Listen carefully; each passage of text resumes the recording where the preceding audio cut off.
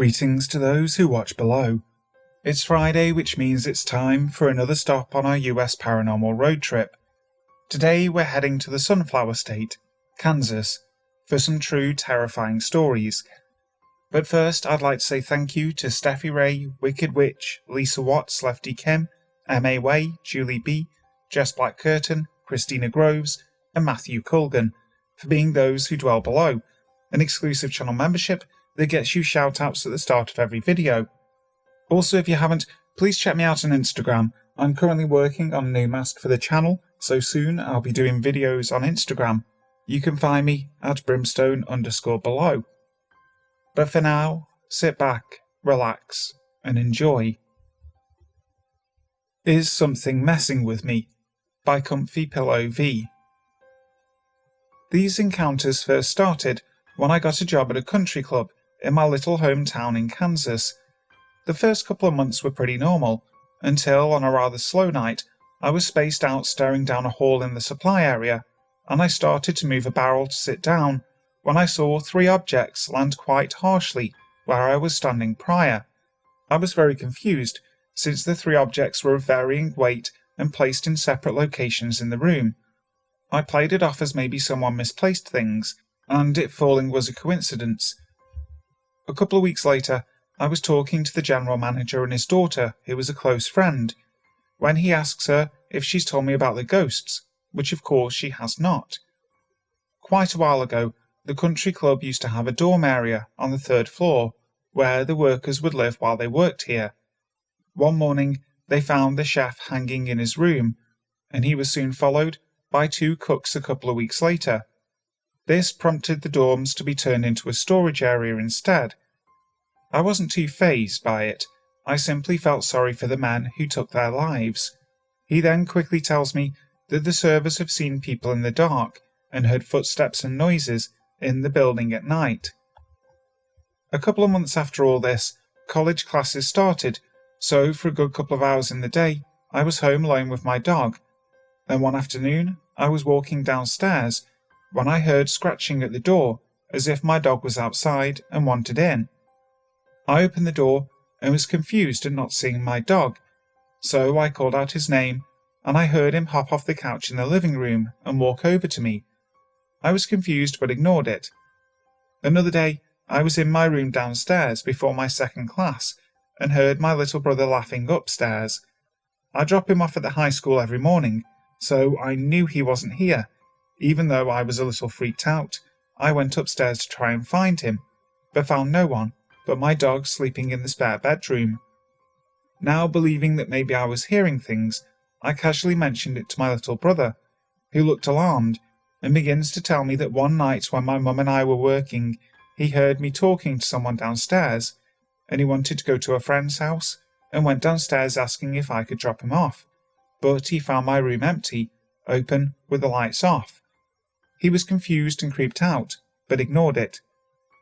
For the next couple of months nothing happened, until recently, when I had to skip a class due to throwing up from being sick. After emptying my stomach, I went downstairs to work on some assignments, and after an hour of classwork, I decided to take a nap. I woke up and started texting my friends, when I heard what sounded like an average-weighted man in boots, walking in a circle above me upstairs for a while. I was now a little concerned for what was happening. I texted my friends that these noises were happening and was met with multiple ignore it's. After it went away, I asked them why I had to ignore it. They told me that judging from what I've told them, it sounds like it's a spirit or even a demonic entity that is trying to lure me somewhere to either take me over or kill me. My mum works mornings and afternoons. Each encounter involved me being completely alone, other than my dog. I have no idea what it is, or why it's doing this. The Sallie House.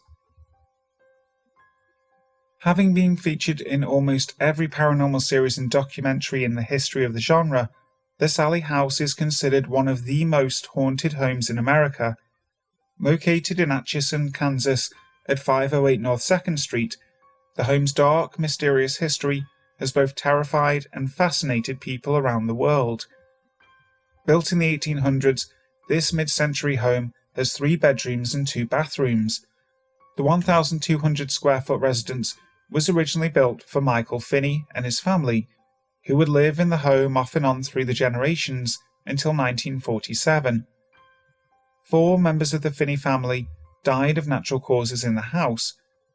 The property had numerous owners after the Finneys, but none would be as memorable as the Pickmans, a young couple who purchased the home in the 90s and began reporting strange, sometimes violent, occurrences in the home that were beyond explanation.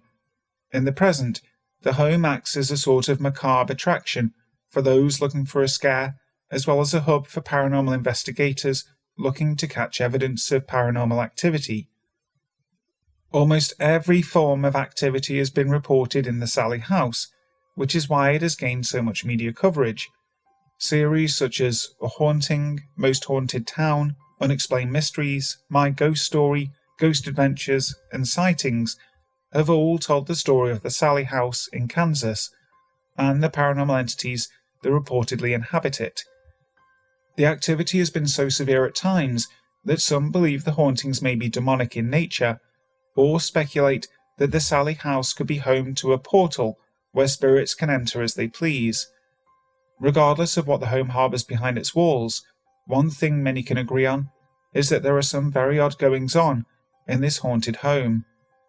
People have reported seeing full-bodied apparitions, mysterious burning candles, and objects moving in thin air, while others have heard disembodied voices of women, men and children at night, as well as scratching on the walls and the sound of furniture being moved around.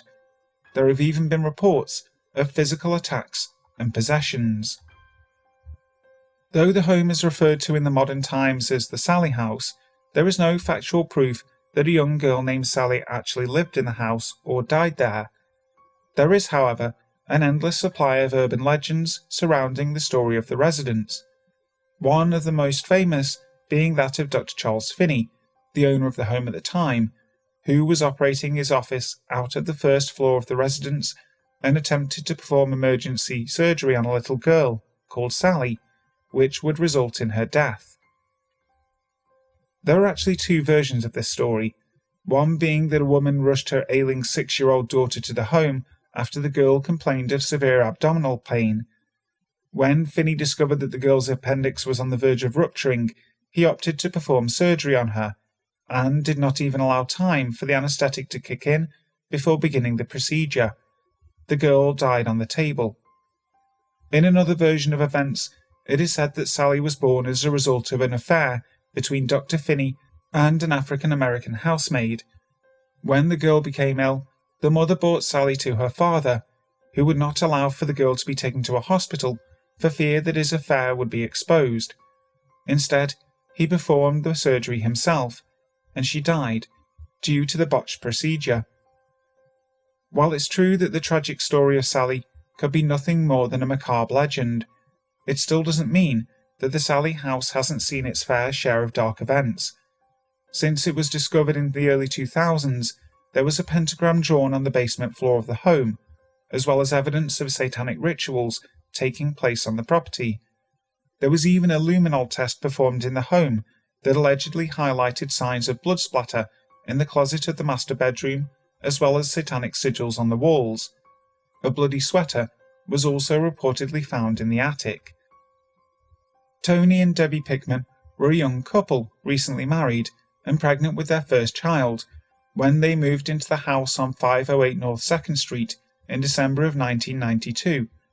Happy and hopeful that this would be the perfect dream home to start their family, Tony Pickman and his wife had no idea that what they were moving into would turn out to be their worst nightmare.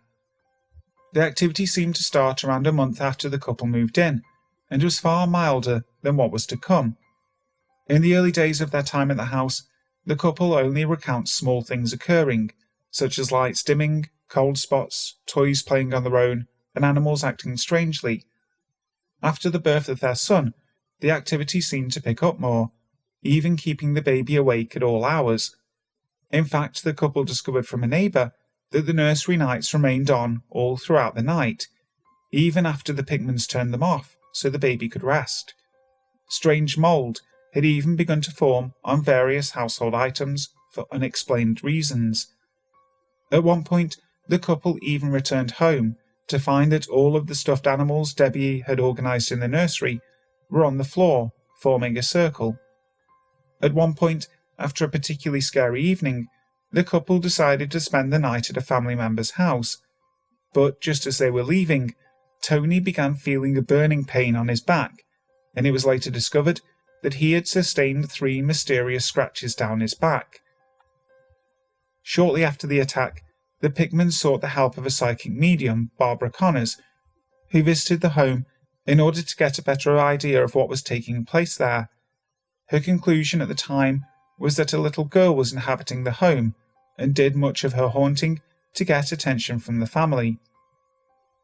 Upon Connor's advice, the couple tried their best to embrace Sallie as a sort of ghostly daughter, but as time passed, the activity and the attacks on Tony continued. In one instance, during their child's birthday at the home, a doll even caught fire. Finally done with living in constant fear, the Pickmans moved out of the home only 2 years after moving in. In recent years, Debbie Pickman has admitted she now believes Sallie was not the spirit of a lonely little girl, but rather a demon, posing as an innocent child in order to gain the trust of the family. The Real Spurlock Family by ReginaCortner. I live in Wichita, and every October we have a huge haunted attraction called the Field of Screams. It's a walkthrough, and there are actors that act as this demonic Spurlock family. Well, I got hired on. I got placed in the middle of the field in the house. I'm what people call a sensitive, and honestly, I get scared easily. So when we did our walkthrough and got our places, I was scared. But my stomach was turning, and I was almost crying. I mean, this place would be a home for any spirit. I dismissed it as me just being scared. The first day at work went fine, but a week later, my co-worker came to me and told me about a little boy that came through and said, "Hey, Brian." And he was all alone, and then moved into the next room, where my friend Rachel was. The thing is, Rachel never saw this boy. Neither did I, but we always saw little shadows or heard scratches. Rachel sat on this bed that used to move up and down, but no longer worked, and on one specific night we were speaking about the little boy, and the bed started going crazy, with us on it. The little boy never seemed to be negative, and he spoke to Brian frequently. We found out his name was Michael, but he never moved out of his little area. On one occasion, when I thought I was going to pass out due to heat, I was standing by Michael's little doorway, and a vague, icy cold air kept coming to my face, almost in an effort to soothe me. My main concern was on my last day of work. When I was chasing a group of people to the next room, I looked behind me and saw a huge, looming shadow figure. I guess it was around 6'8" to 7 foot tall. I got scared and felt intimidated by this shadow figure. I didn't want to cause alarm to my group, so I ignored it and remained professional. But after I looked back, it was gone. Not an hour later, my friend Brian was going through my exit, where I saw the shadow figure, and he jumped. Mind you, Brian is a big guy, both in stature and weight. I hadn't told anyone about the shadow figure, but Brian right out said, "I just saw a shadow pass by, and it was huge, and it stopped and looked at me, and he seemed so mad." There were 2 other ghosts that were spotted by my co-workers, but I never saw them because of my location. My question is, what's up with that shadow figure, and what could have possibly attracted Michael to Brian, Rachel, and I? Sinkhole Sam. During the 1920s, many of the lakes and natural water formations of central Kansas were drained, leaving Lake Inman as one of the state's largest natural lakes, measuring 1/4 of a square mile. The lake has a section that is deeper than normal, that locals call the Big Sinkhole. It's this deep section of water where the first reports of Sinkhole Sam occurred. The first sighting was by 2 unspecified men fishing in the Big Sinkhole. Later, 2 local men, Albert Neufeld and George Recker, said they also sighted the elusive creature there. Albert claimed to have a shot at Sam from a bridge that was nearby, but wasn't able to determine if he hit him. The following years have seen an increase in people coming to the area for a chance to spot the beast. While there were several reports, there was never any evidence gathered. Sinkhole Sam was described to be worm or serpent-like, being 15 feet long and having the girth of an automobile tire. The sightings created national notoriety for the small Kansas town of Inman, and during the town's annual Santa Fe Days, which celebrated the history of the Santa Fe Trail through the area, there were always tales being shared of the sightings of Sinkhole Sam. None of the reported encounters with Sam indicated it was a dangerous creature.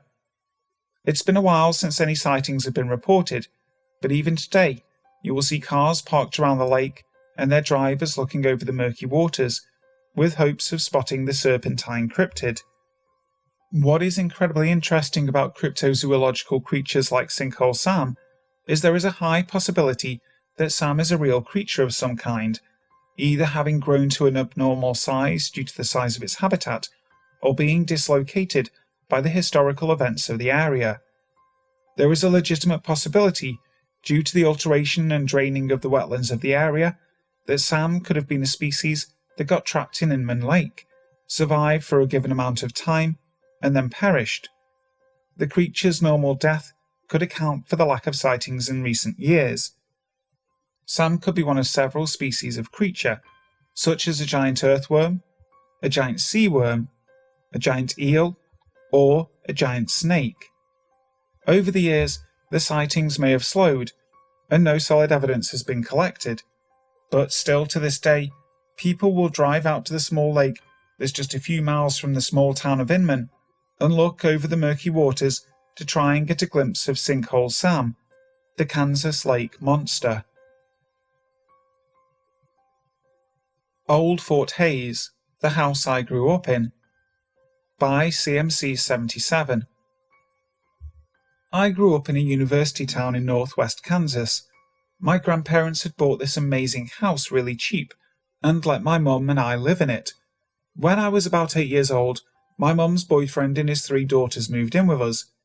For a while, just small things would happen, and nobody would think twice about it. Later on, I found out that this house was over 150 years old, when I was just 8. It was one of the first 5 houses built when they were establishing Fort Hays. It had a basement, the main floor, and the upstairs and a crawlspace attic. When you walk in the front door, there was a foyer, which opened to the living room and dining room. Then there was the stairs that go up when you walk in through the front door to the right, and the kitchen past the living room, which is where the basement door was. They had dug 3 Civil War soldiers who had been killed during the Battle of Old Fort Hays in order to get the basement put in. This house was large and spacious, but also reminded me of those witches' houses you see on cartoons. On Halloween, nobody would come to our house. It creeped the entire neighborhood kids out. When I was 12, I started noticing more and more of the things that happened in that house. Since I was becoming a teenager, I wanted my privacy, not having to share a room with my stepsister. So I decided to take the basement. Big mistake. I thought the cat was in the storage shed next to my room, when I heard a lot of noise like boxes falling and so on and so forth. So I opened the door to let the cat out, and saw a soldier there, moving stuff around. Needless to say, I shot out to the basement like a cannon, up into my stepsister's room, and crawled in bed with her, somehow thinking the tent she had on her bed would protect me. A lot of times the stereo would just come on, or clothes my mum left unfolded would be folded right in front of your eyes. When my stepsisters moved out with their dad, I was just 13. I moved back upstairs to the room that had the window on the back side of the house, and a small window on the back but side of the house that kind of protrudes. This room was just at the top of the stairs directly to the left. I was sound asleep, and the sound of breaking glass woke me up. So I turned to my right, and then saw my picture of a Navy aircraft carrier fall. Impossible, right? It would have already fallen, considering that the glass was broken. Then I heard someone coming up the stairs. and saw this large, black, shadowy figure standing in my doorway. It was almost as though he had paralysed me. I couldn't move, scream, or anything. I was trying to scream for my mum, but nothing came out. I had tears streaming down my face and eventually urinated on myself from the terror I was feeling.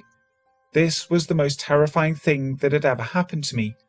He came into my room, shut the door, and began throwing all sorts of things around, as if he was trying to find something.